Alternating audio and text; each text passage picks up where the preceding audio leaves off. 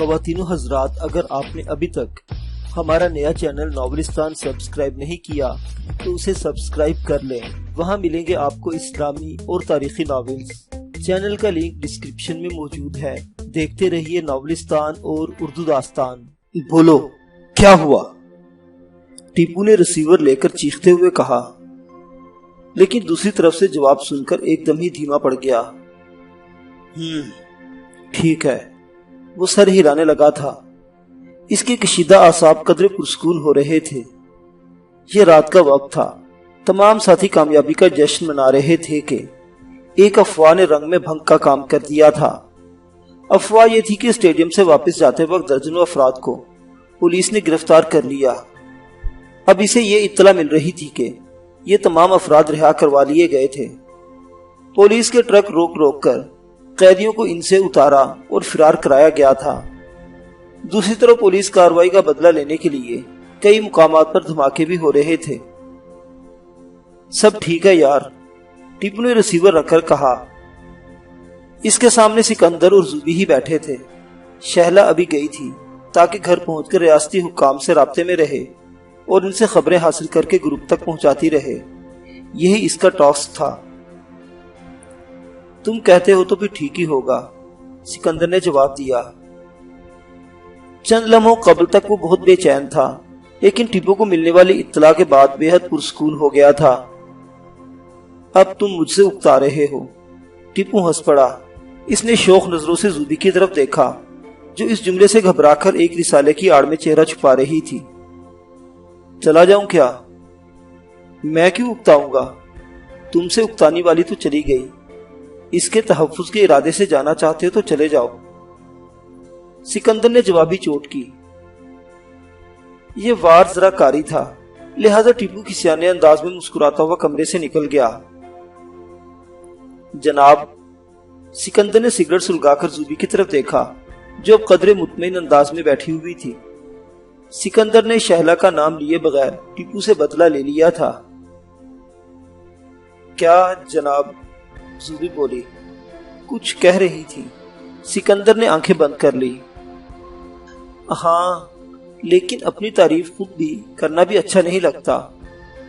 تب پھر میں تمہاری تعریف کیے دیتا ہوں، وہ ہنس کر بولا۔ میں صرف تمہاری تقریر کی تعریف کرنا چاہتی تھی اور بس۔ اب یہ بتاؤ کہ فرزانہ کا کیا قصہ تھا؟ صیغہ ماضی استعمال نہ کرو، وہ زندہ ہے۔ میں نے قصے کی بات کی ہے جو ماضی کا حصہ تھا، لہٰذا صیغہ ماضی استعمال کیا۔ اب جلدی بتا دو، مجھے 9 بجے تک عائشہ جمیل کے گھر پہنچنا ہے۔ بات افسوسناک ہے زوبی، لیکن شکر یہ ہے کہ فرزی نے حالات سے سمجھوتا کر لیا ہے۔ اس نے مقدر کو مقدر سمجھ کر قبول کیا۔ ہوا کیا؟ یاسر کی شادی کہیں اور ہو گئی۔ فرزی کو سمندر اور یاسر کی کشش ہی بمبئی لے گئی تھی۔ جب یاسر نہ ملا تو اس کو سمندر سے بھی نفرت ہو گئی اور وہ واپس چلی آئی۔ یہاں اس کی شادی ڈاکٹر سے ہوئی، اور سب سے اہم بات یہ ہے کہ فرزانہ اور اس کے میاں دونوں ہی کشمیری تحریک کے مزاحمت کے رکن ہیں۔ زوبی نے سر جھکا لیا۔ مگر اس سے میری ملاقات ابھی تک کیوں نہیں ہو سکی سکندر؟ صرف اس لیے کہ وہ دونوں پہلگام میں ہیں۔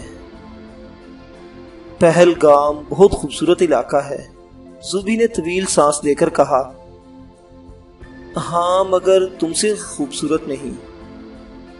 اب تم مجھے وہ سکندر نہیں لگ رہے جو لوگوں سے خطاب کر رہا تھا، زوبی شرما کر بولی۔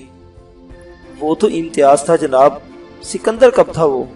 سکندر صرف اس وقت سکندر رہتا ہے جب آپ کی بارگاہ میں حاضری دے رہا ہو۔ اب ایسی حاضریاں کم ہونی چاہیے۔ زوبی کھل کھلا کر ہنس پڑی اور ساتھ ہی اٹھ گئی۔ کسی کو ساتھ بھیج دوں؟ سکندر نے پھر پوچھا۔ یہ پوچھتے ہوئے اس نے ایک بار پھر آنکھیں بند کر لی تھی۔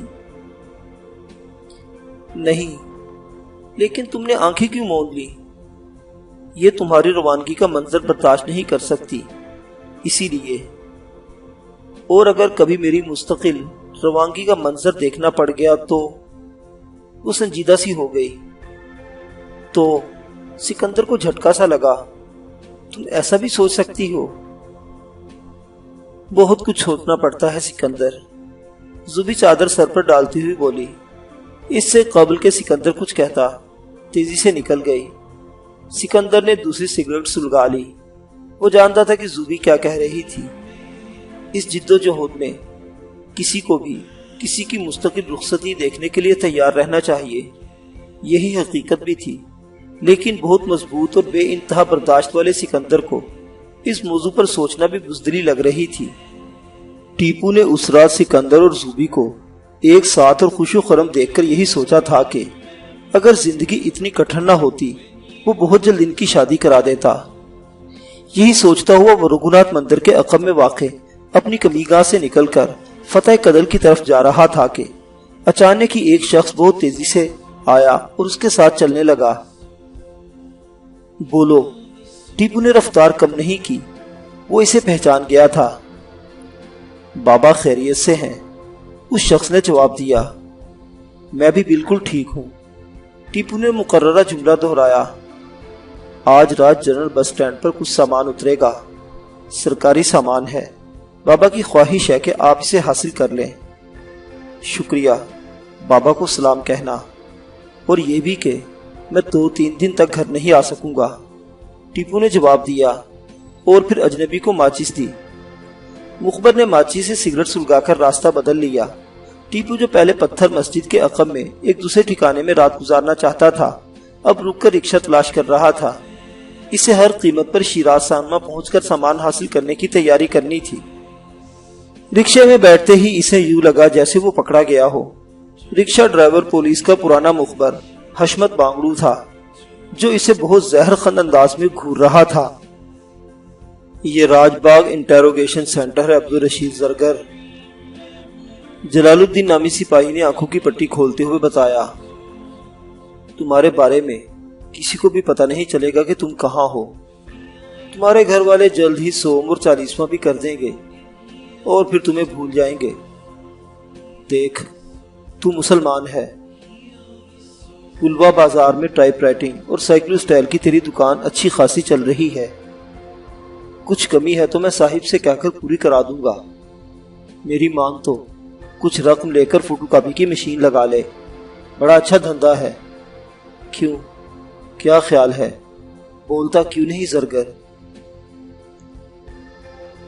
میرے پاس بولنے کے لیے کچھ نہیں جلال الدین، تو ہی بولتا رہ۔ تو گویا میں یوں ہی بکے جا رہا ہوں۔ جلال الدین کو کچھ تیسا آنے لگا۔ دیکھ یار، سچی بات یہ ہے کہ اس حکومت خانے سے مجھے بھی ڈر لگتا ہے۔ تشدد کا شکار قیدی جب چیختا ہے تو یوں لگتا ہے جیسے زنگ آلو چھری سے بکرے کو ذبح کیا جا رہا ہو۔ تم مجھے تشدد سے ڈرا رہے ہو جلال، اس سے بچنے کا راستہ بھی تو بتاؤ۔ زرگر نے جان بوجھ کر یہ سوال کیا تھا تاکہ وہ جلال الدین کے آقاؤں کے مقصد تک پہنچ سکے۔ وہ تمہیں جلد ہی معلوم ہو جائے گا، بے ضمیر سپاہی نے اپنی مونچھوں کو تاؤ دیتے ہوئے جواب دیا۔ یہ بات گرہ میں باندھ لو کہ یہاں کسی سوال کا غلط جواب مت دینا، ورنہ 4 چوٹ کی مار کھاؤ گے۔ جلال کے جاتے ہی عبدالرشید زرگر کو ایک چھوٹے سے تنگو تاریک سیل میں ڈال دیا گیا۔ یہاں عجیب سی بسان پھیلی ہوئی تھی، در و دیوار پر جگہ جگہ خون کے دھبے تھے۔ اس سیل کا ماحول واقعتاً یہ بتا رہا تھا کہ یہاں لوگوں پر صفاقانہ تشدد کیا جاتا ہوگا۔ زرگر سوچنے لگا، مجھ سے پہلے یہاں کون رہا تھا؟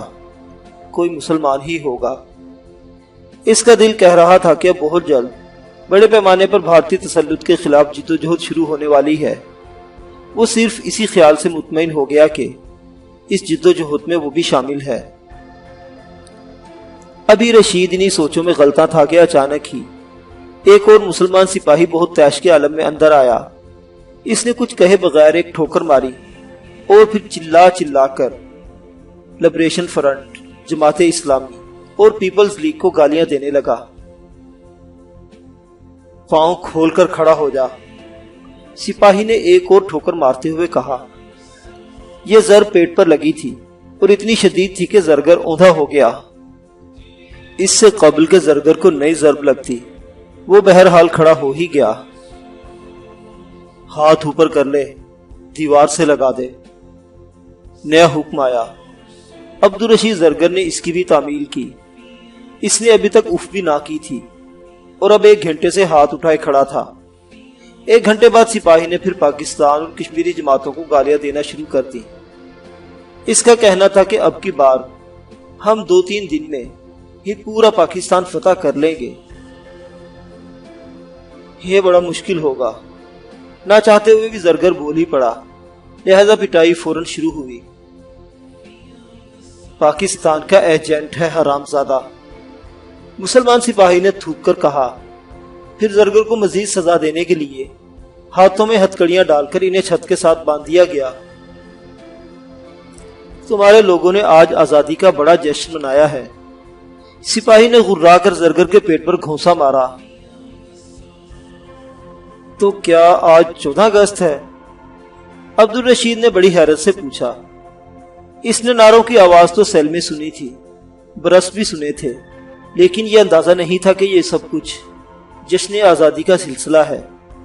پھر نہ جانے کیوں مسکرانے لگا۔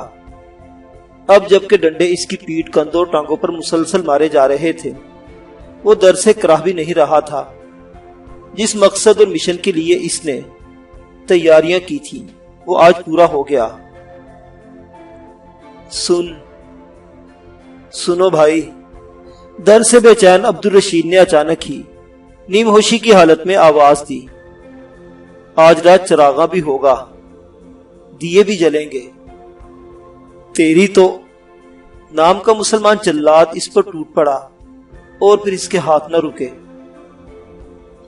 وہ جب کمرے سے نکلا تو رات ہو چکی تھی۔ عبدالرشید زرگر کے دونوں ہاتھ بدستور چھت کے کنڈے سے ہتکڑی کے ساتھ بندھے ہوئے تھے اور نیم ہوش عبدالرشید کے ذہن میں آپ اس وقت؟ حشمت بانگڑو نے کچھ ایسے پوچھا جیسے گہری نیند سے بیدار ہوا ہو۔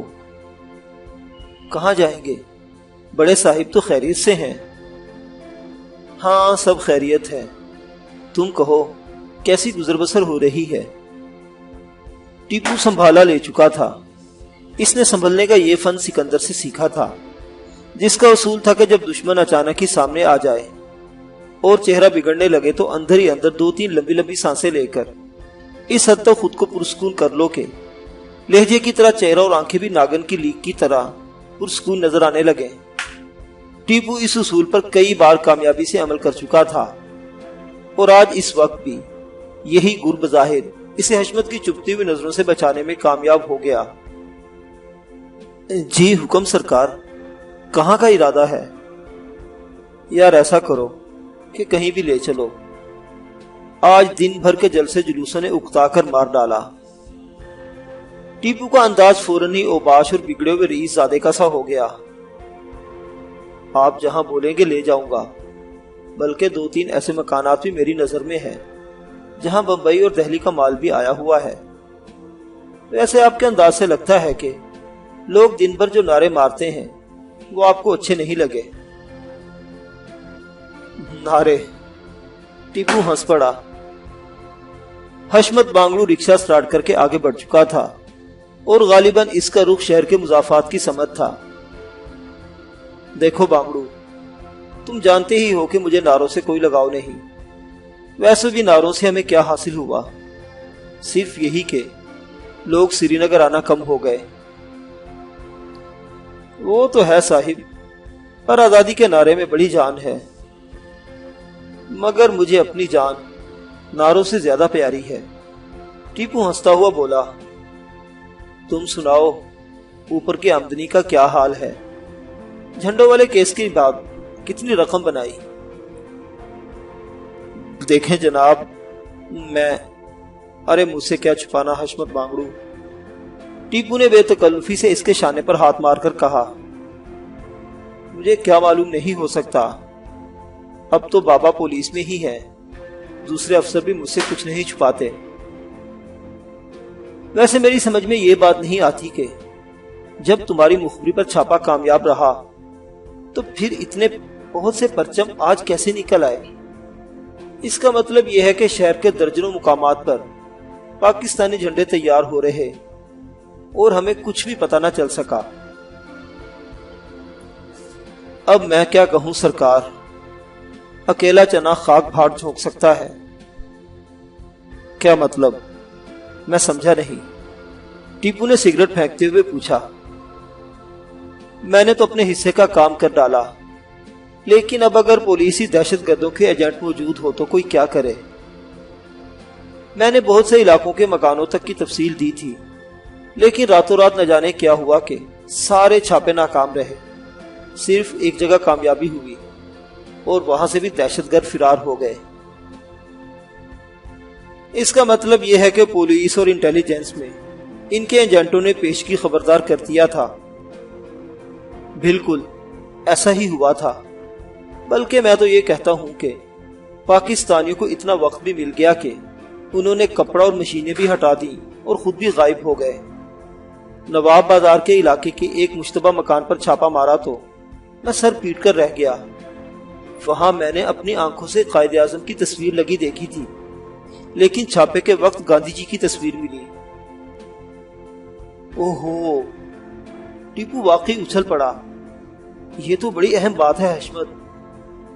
ویسے تم نے انہیں پاکستانی کیوں کہا؟ وہ سب تو کشمیری ہی ہوں گے نا؟ ظاہری بات ہے، لیکن جو پاکستانیوں سے مل گیا پاکستانی ہو گیا۔ حشمت نے جواب دے کر رشکا علی قدل سے مہاراج گنج کی طرف گھما لی۔ وہ اسے نہ جانے کہاں لے جانا چاہتا تھا، لیکن ٹیپو اسے ٹوک کر مشکوک ہونے دینے کی پوزیشن میں نہ تھا۔ ویسے بھی یہ گفتگو ہر اعتبار سے اہم تھی۔ حشمت بانگڑو کو پکڑ کر بھی اتنی اہم معلومات فراہم نہیں کی جا سکتی تھی جتنی وہ اس وقت فراہم کر رہا تھا۔ تمہاری بات 16 آنے درست ہے۔ مجھے بھی شک ہے کہ سری نگر میں بہت سے پاکستانی ایجنٹ کام کر رہے ہیں۔ آج کل اشرف ڈار، اشفاق وانی اور ایسے ہی دوسرے لڑکوں کا بڑا چرچا ہے۔ تم نے کبھی ان کو قریب سے دیکھا ہے؟ بابا کہتے ہیں کہ یہ لوگ بڑے دہشت گرد ہیں۔ بہت بڑے، حشمت نے جواب دیا۔ رکشا اب سڑک پر دوڑ رہی تھی جو عالمگیری بازار کی طرف لے جاتی ہے۔ میں تو یہ کہتا ہوں کہ اگر سری نگر پولیس ذرا سی ہمت پکڑ لیتی تو یہ سب لوگ کب کے گرفتار ہو چکے ہوتے۔ یہ دو ہی نہیں، اور بھی بہت سے لوگ ہیں جن کو کشمیری اپنا ہیرو ماننے لگے ہیں۔ ابھی تک سرکار کی فائل میں ٹیپو نامی شخص کی کوئی تصویر نہیں، لیکن اگر آپ لوگوں سے گھل مل کر دل کی بات سنیں تو سید پورہ سے انت ناگ اور بزوال پورہ سے رام باغ تک ہر کوئی ٹیپو ٹیپو ہی کہے گا۔ یہ ٹیپو کیا شے ہے؟ ٹیپو نے بڑی حیرت سے پوچھا۔ اسے حشمت کی بات سن کر واقعی حیرت ہوئی تھی۔ بڑی شے ہے جی، بانگڑو سر ہلانے لگا۔ مخدوم صاحب کی مسجد میں کل کی نماز کے بعد اسی کا چرچا تھا۔ سب لوگ یہی کہہ رہے تھے 14 اگست کو ٹیپو کوئی بڑا ہاتھ مارے گا۔ اچھا، کیا ہاتھ مارا اس نے؟ ٹیپو اپنے کارنامے سننے کے لیے بےتاب تھا۔ سنا ہے کہ اس نے سینٹرل جیل کے قریب ایک پولیس پارٹی پر چھاپا مارا اور اسلحہ سمیٹ کر چلتا بنا۔ پھر اس نے قلعہ ہری پربت کی مسجد دارا شکوہ میں جا کر نماز پڑھی، وہاں زیارت اخوند سے ملا اور پھر حاضری دی، اور پھر نوہٹا پر تعینات بارڈر سیکورٹی فورس کی پلٹن کو غچہ دے کر ایک جیپ لے بھاگا۔ اس نے اسی جیپ کے ذریعے زینا کدل جا کر پاکستانی پرچم لہرایا، اور پھر بس بانگڑو بس کرو۔ ٹیپو کی بے اختیار ہنسی نکل گئی۔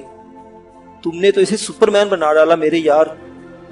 اکیلا آدمی اتنے کام کیسے کر سکتا ہے؟ میں نے جو سنا تھا وہ بتا دیا صاحب۔ اس کا مطلب ہے کہ شہر میں افواہیں پر لگا کر اڑ رہی ہے۔ ہاں جی، اس میں جھوٹ بھی ہو سکتا ہے، لیکن کچھ نہ کچھ حقیقت تو ہوگی۔ اب اشرف ڈار ہی کو لے۔ پرسوں رات وہ ڈل کے گرین ویو پر ہوٹل میں تھا۔ پولیس نے وہاں چھاپا مارا تو کچھ نہ ملا، چھلاوا تھا نکل گیا۔ آج سنا ہے کہ گلمرگ شاہراہ پر دیکھا گیا۔ اشفاق وانی کے بارے میں تو 100% یقین ہے کہ اس نے کل کی ساری رات منور میں گزاری اور صبح نکل گیا کلاشن کوف لے کر جگہ جگہ جھنڈے کو سلامی دینے کے لیے۔ میں نے سنا ہے کہ اسے کل رات جواہر نگر پر بی ایس ایف نے گھیر لیا تھا، لیکن وہ پامپور کی طرف بھاگ نکلا۔ اب تم زیادہ کھینچ رہے ہو بانگڑو، ٹیپو دائیں ہاتھ پر کوہسار دیکھ کر معنی خیز انداز میں سر ہلاتا ہوا بولا۔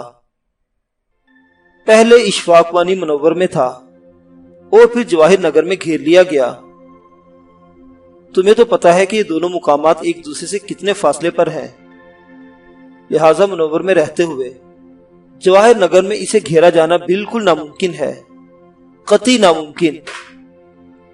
اللہ جانے کیا سچ ہے صاحب، بانگڑو نے کہا، اور پھر اچانک ہی چونک کر خوبصورت مکان کے قریب رکشہ روک لی۔